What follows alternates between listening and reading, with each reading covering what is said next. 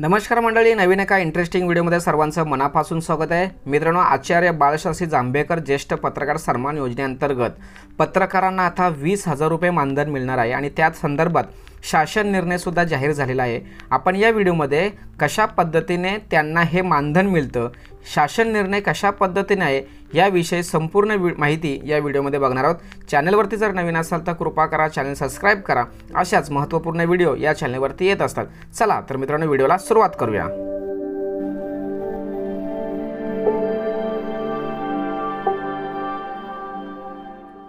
मार्च 2024 रोजी शासन निर्णय जाहीर करून आचार्य बाळशास्त्री जांभेकर ज्येष्ठ पत्रकार सन्मान योजनेअंतर्गत ज्येष्ठ पत्रकारांना द्यावयाच्या मासिक अर्थसहाय्य रुपये 11,000 रुपयावरून 20,000 रुपये इतके करण्याबाबत शासन निर्णय प्रसारित केलेला आहे।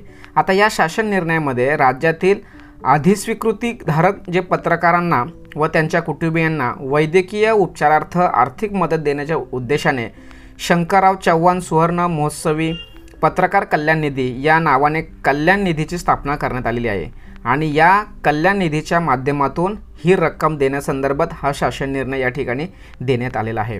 आता विशेष म्हणजे राष्ट्रीयकृत बँकेमध्ये ठेव म्हणून ठेवलेल्या जी 50 कोटीची रक्कम होती, म्हणजे या पत्रकार कल्याण निधी जी आहे त्या निधीच्या मार्फत बँकेमध्ये 50 कोटी रुपये ठेव म्हणून ठेवले होते आणि त्याच्यावरती जो व्याज येतो त्या व्याजाची रक्कम हे ज्येष्ठ पत्रकारांना महिन्याला अर्थसहाय्य स्वरूपात देण्यात येणार आहे। तर ज्येष्ठ पत्रकारांना सामाजिक सुरक्षा सुविधा देण्याच्या दृष्टीने आचार्य बाळशास्त्री जांभेकर ज्येष्ठ पत्रकार सन्मान योजनेअंतर्गत शंकरराव चव्हाण सुवर्ण महोत्सवी पत्रकार कल्याण निधीमधील ठेवीवरील व्याजाच्या रकमेतून दरमहा 11,000 रुपये इतके अर्थसहाय्य पात्र ज्येष्ठ पत्रकारांना उक्त संदर्भानुसार म्हणजे वरील संदर्भानुसार 10 मार्च 2022 रोजीच्या शासन निर्णयानुसार देत होते। आता मात्र या शासन निर्णयामध्ये बदल करण्यात आलेला आहे। आता महत्त्वाचा निर्णय म्हणजे काय, तर ज्येष्ठ पत्रकारांची आदरभाव कृतज्ञता व्यक्त करण्यासाठी किंवा त्यांची सामाजिक सुरक्षा वाढावी, सुविधा वाढाव्या, वृद्धापकाळामध्ये त्यांचे हेळसार होऊ नये, त्यांना थोडेफार पैशाच्या माध्यमातून आर्थिक सहाय्य मिळावं या उद्देशाने, त्यांच्या कार्याचा गौरव व्हावा या उद्देशाने आचार्य बाळशास्त्री जांभेकर ज्येष्ठ पत्रकार सन्मान योजनेअंतर्गत त्यांना जे अर्थसहाय्य 11,000 रुपये मिळत होते ते 11,000 रुपयावरून ते 20,000 रुपये इतके करण्यात आलेले आहे।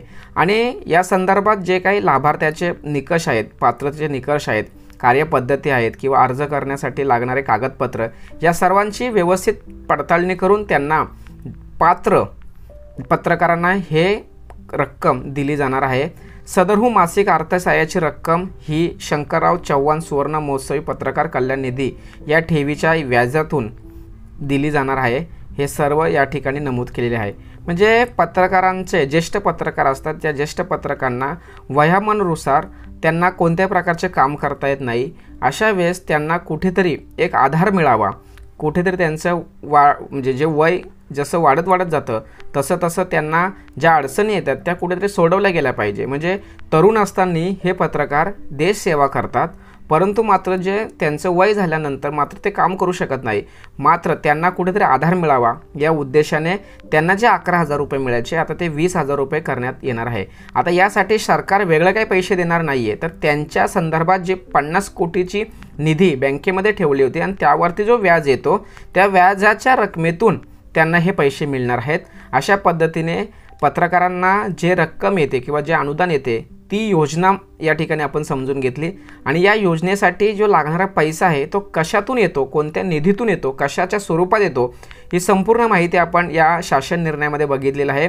संपूर्ण माहिती महाराष्ट्रातील सर्व पत्रकारांना तसेच आपल्यालाही सर्वसामान्य नागरिकांना सुद्धा ही माहीत पाहिजे की नेमकं जे पत्रकार असतात ते कशा पद्धतीने काम करतात किंवा त्यांना शासनाकडून कशा पद्धतीने मदत किंवा अनुदान किंवा अर्थसहाय्य मिळतं, या पद्धतीची संपूर्ण माहिती आपल्याला असणं गरजेचं आहे। सदर व्हिडिओ संपूर्ण महाराष्ट्रामध्ये शेअर करायला विसरू नका।